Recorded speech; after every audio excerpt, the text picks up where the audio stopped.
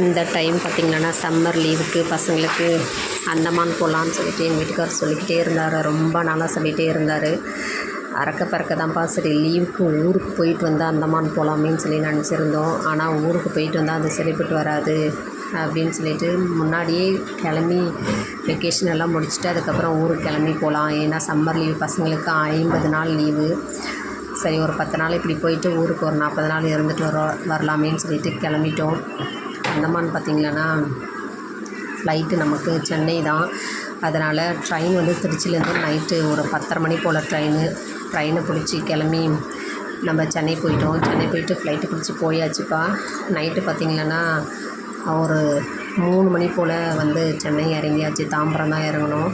அதுக்கப்புறம் பார்த்திங்கன்னா டாக்ஸியை பிடிச்சி ஏர்போர்ட் போகிறதுக்கு முன்னாடி டீ காஃபி எல்லாம் முடிச்சுட்டு கிளம்பி போயாச்சு. ஆனால் ஏர்போர்ட்டுன்னு சொல்கிறோம், உள்ளார நுழைஞ்சாவே ஏசி தான். அவ்வளோ குளிர். எங்களுக்கு குளிர்னாவே ஒத்துக்காது. அந்தமானெல்லாம் வெயிலுன்னு சொல்லிட்டு வெயிலுக்கு ஏற்ற ட்ரெஸ்ஸை தான் நாங்கள் எடுத்திருந்தோம்.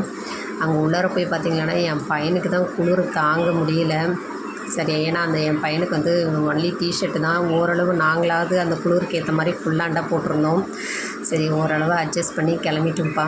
கிளம்பி செக்கிங்கெல்லாம் முடிச்சுட்டு அங்கே ஒரு மணி நேரம் வெயிட் பண்ணோம். அதுக்கப்புறம் ஃப்ளைட் வந்தாச்சு. கிளம்பிட்டு